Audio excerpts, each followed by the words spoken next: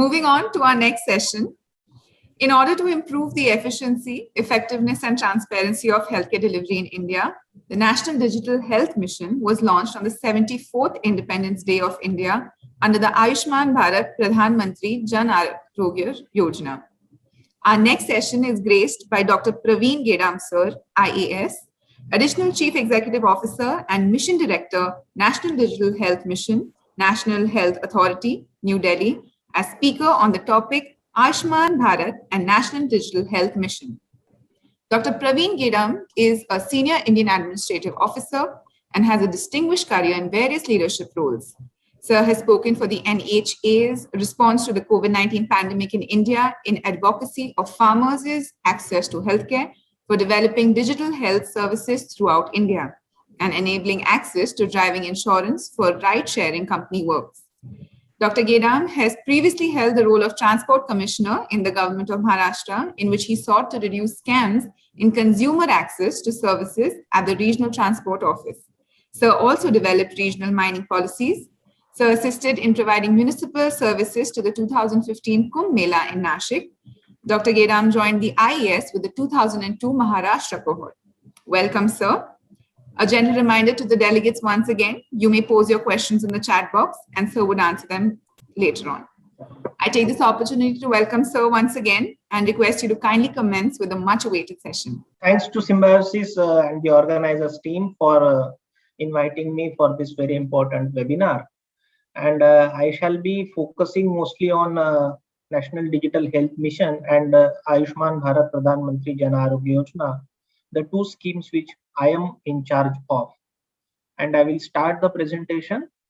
I will cover Ayushman Bharat PMJY in brief because it's now reasonably well-known scheme by everyone, and will focus and devote more time to the NDHM, which is the upcoming new initiative of the government.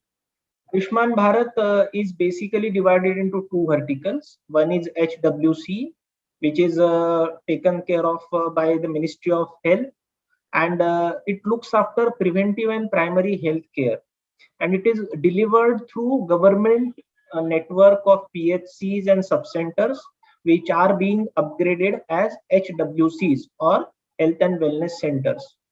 My focus will be on the second vertical, that is Pradhan Mantri Jan Arogya Yojana or PMJ, which handles secondary and tertiary healthcare aspect. Now we have to understand there is slight difference in the approach. Most important thing is that in the PMJ vertical, we are encouraging participation of private sector, which was not done so far in most of the government schemes, except on smaller scale. And there are some states which actually did this even before the country rolled it out. One thing we have to understand is that for providing secondary and tertiary healthcare, the quality of infrastructure and HR required is really very high. And come what may, because of the lead time that is involved, it is not possible to ramp up the government capacities in a short span of time. At the same time, India spends around 60 to 65% of healthcare expenditure from out of pocket. That is, the person who is seeking healthcare, he or his family ends up spending. Therefore, private sector is playing a significant role, and PMJY basically provides a sort of health insurance or assurance through the network of private and government hospitals for secondary and tertiary healthcare. It was launched in September 2018. We are into the third year. In terms of coverage, this is the largest public health assurance scheme in the world with 54 crore beneficiaries, more than 10 crore families. That's around 40% of India. Then it provides for health cover of rupees 5 lakh per family, per household per year for all the in-hospital inpatient treatments. It does not cover preventive and primary care. And it is an entitlement-based scheme, meaning thereby that you need not go and register based on some criteria. The list of 54 crore Indians is already defined, and this has helped, in fact, in very rapid escalation in terms of implementing the scheme. The advantage, one of its kind, is that the scheme is portable all over India. Patient from any state can go to any other state for treatment, and the family size is not fixed, meaning by way of marriage or birth, we can keep adding new members. It also covers pre-existing diseases. And of late, we also, as soon as the pandemic started, we also added COVID testing and treatment. This goes without saying. The whole process is driven by the IT backbone. Once the beneficiary is identified in what is known as beneficiary identification system, he can be provided with card. It is not mandatory to carry a card. It is a virtual identity. During hospitalization, a pre-authorization is raised to prevent fraud and abuse. It is approved by the state health agency. Treatment is provided, discharge is done. And once patient is discharged, the hospital raises the claim on the IT platform and the payment is directly made into its bank account. So there is no or very less paperwork, which makes the process very smooth and transparent. And it also helps in keeping track of the progress and the implementation, who are the laggards, who is progressing better. All these things can be checked. So far, we have issued 14 crore plus cards. Since the launch of the scheme, almost 1.7 crore treatments have been provided, totaling more than 20,000 crore Indian rupees. Now, if these are the rates which have been arrived at by collective bargaining, if these patients were to seek treatment otherwise, probably they would have ended up spending much more than 21,000 crore rupees. We so far have a network of 20,000 plus hospitals, and almost 50% of the patients that are being treated, they are females. So this is the progress of the scheme so far, and going forward next, there are many similar programs with similar kind of benefits which are being run by Government of India and various state governments. For example, on the first two columns, you see three ministries: labor, employment, road transport, highways, social justice, and three other schemes: ECHS, CGHS, CAPF. They are essentially providing again a health insurance scheme, but through separate state of administrative arrangement, through separate network of hospitals with different package rates. So what we have now started is a journey towards convergence of all such schemes, so that our efficiency of delivery increases, and at the same time the cost of providing healthcare comes down. At the same time, there are many national health programs which again provide benefits which are of overlapping nature. For example, Rashtriya Bal Swasthya Karyakram may provide a secondary or tertiary healthcare benefit to a school children, which is who may also be eligible under the PMJY. So we have also started convergence or dovetailing with these schemes, so that the funds are better utilized and patients can get best of both the schemes. So this is the way forward. I would also like to discuss where we are lacking right now. If we see this pyramid, the BPL and vulnerable are now covered by Ayushman Bharat. Upper middle class can by and large take care of their own health because of the better financial condition that they may be into. But we still have to tackle the problem of lower middle class. The word which we are using is a missing middle. And we have started pilots. We are looking forward to pilots with various insurance companies of how to provide additional health insurance cover to this remaining vulnerable section of Indian population. One option can be a co-payment based model, but this is what we are discussing right now, and this is the gap that we all should address. Problem is not only of finances, but also of the healthcare infrastructure in India, which we have to look forward to.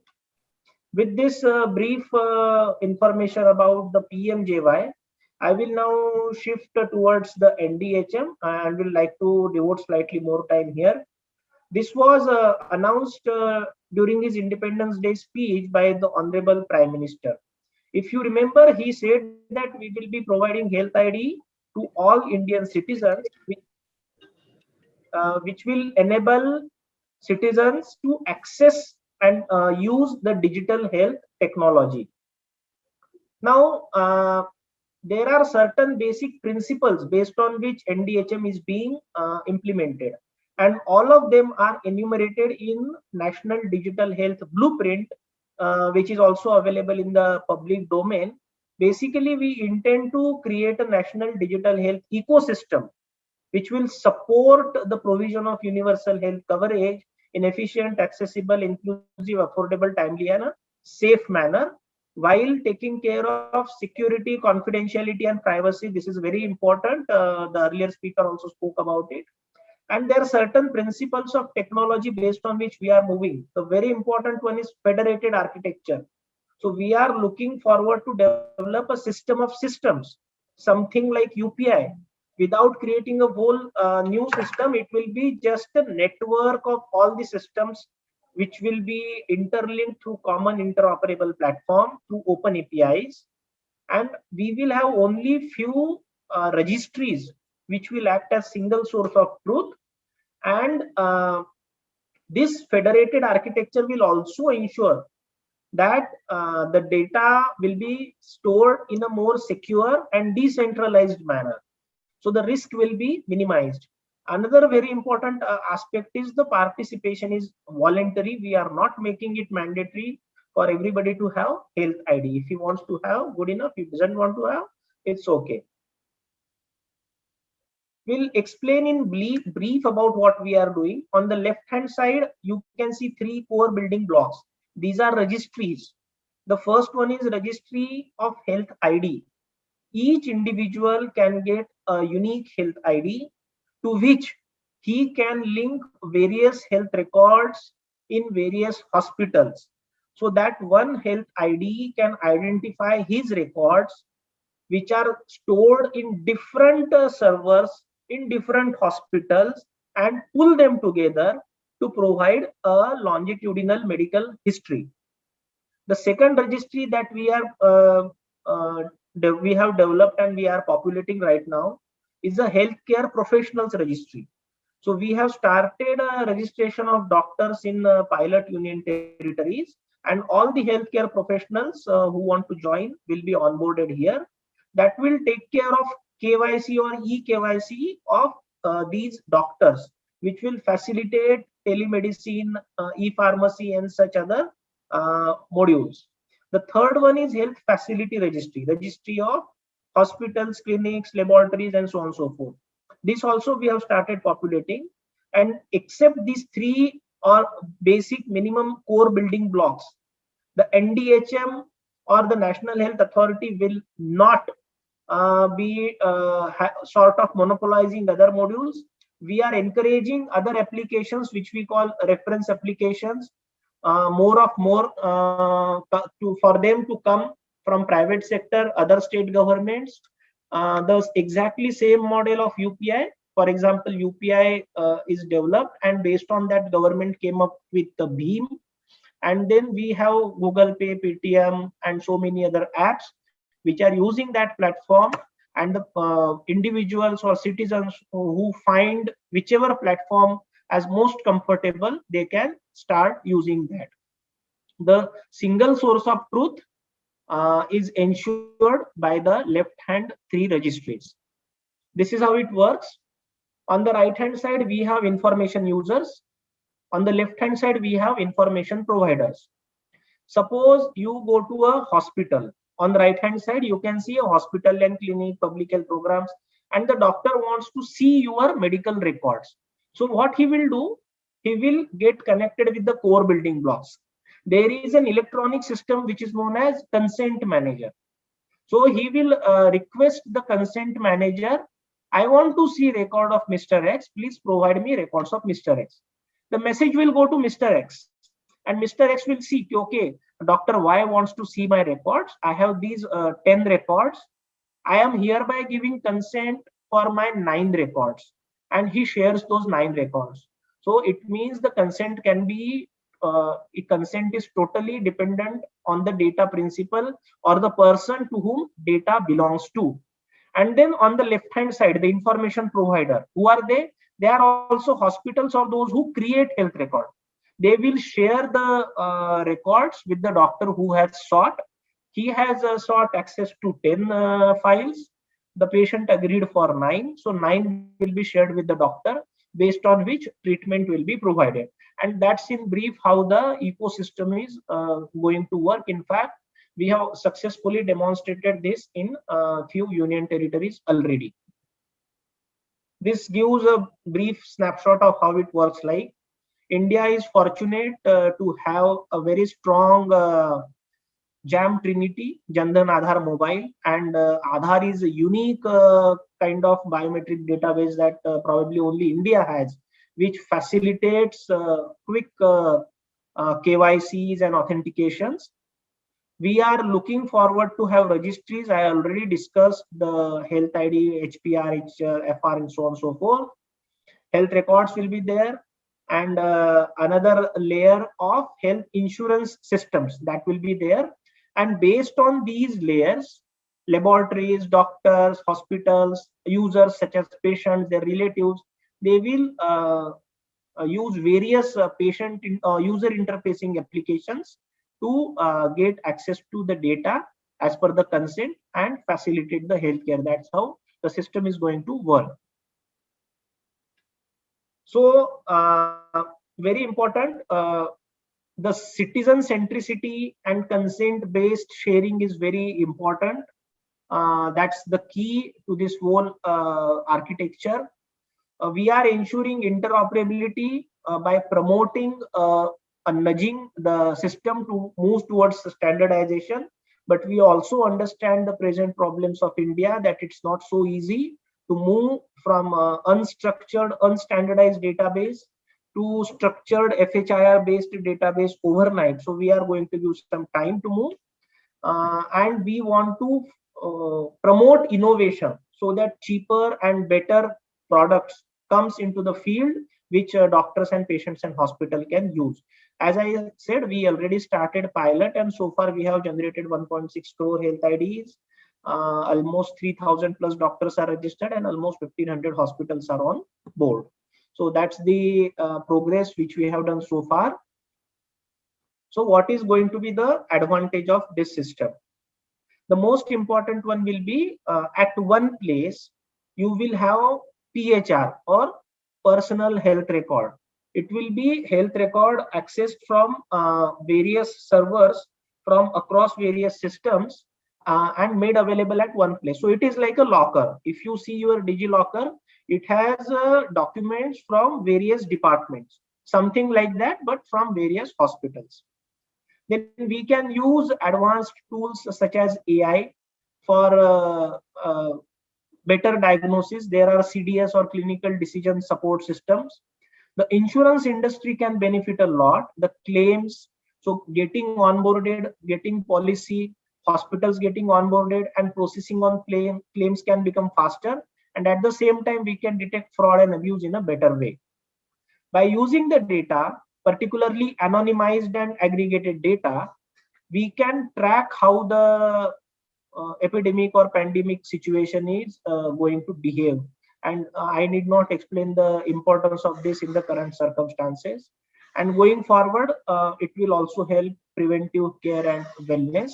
Telemedicine and the whole teleconsultation system will also benefit in a big way because of this particular system. With that, I stop here and would like to take any questions if you have. Thank you, sir, for highlighting the key points of the Ayushman Bharat, the HWC and MPJY schemes. With this, we move forward to the question and answer session. There is one question that has been posed for you, sir. One of the major concerns in today's era is digital privacy. How is the citizens' data protected and the privacy maintained under the NDHM? See, there are 2-3 angles to this. First is we have to put privacy in design, right? So everything that we design, the principle of privacy is kept in mind. And it's not that this element is added later on after the development of solution. So privacy by design is the principle. And how do we do it? So there are numerous ways to do it. As I told you, we are not going to have any centralized database of health record. Therefore, a hospital in Pune, let us say Sassoon Hospital has its server in Sassoon premises. So Sassoon's data will reside in Sassoon. And if a patient is in Delhi, he comes from Pune to Delhi for say some work, and he becomes ill. He visits a doctor here. What he will do, he will just share the health ID, and the doctor will see the records which is there in Sassoon Pune server. The records will not come at all at any centralized server. The only thing that is centralized is the list of health IDs, which will help link all these records all over. So this is known as a federated architecture in IT systems. So that is one. And similar kind of technological now privacy security is very important, and there is enough progress in the IT in these areas. So all these features will be enabled. You cannot share records unless you yourself give consent, which will be verified after checking your identity. So how it can be done? It can be done by using your fingerprint, or it can be done by using your Aadhaar linked mobile, which is used for sharing OTP, and so on and so forth. In addition to that, we will also have a regulatory framework, which is described in Health Data Management Policy of NDHM, which is in the public domain. And these features are also described. Anyone and everyone who intends to join as health information provider and health information user has to adhere to these guidelines. We also have the personal data protection bill, which is coming, likely to get implemented from this year. And we have considered all the provisions in the PDP bill. Rest assured, the privacy which you are having right now will continue to be there, and that is a very basic based on which we are moving forward. Right, sir. Thank you so much for the answer, sir. Another question that has been posed is, shall private hospitals be a part of NDHM? As I told, the participation is voluntary. So hospital management is a fragmented system. Broadly, we have two sets. One is private and the other is government or public. Within government, we have various state government, central government. Within central government, we have various ministries. So each management will decide whether they want to be a part of NDHM or not.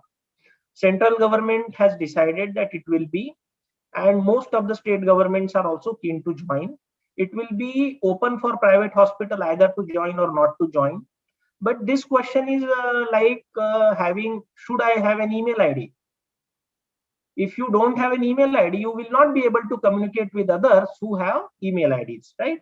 Or should I have a mobile number? It is not mandatory, but I think ultimately everybody will end up having this system, because if you don't have NDHM, you will not be able to access the medical records of patients which are lying here and there, and you yourself will not be able to provide better healthcare, better quality of healthcare.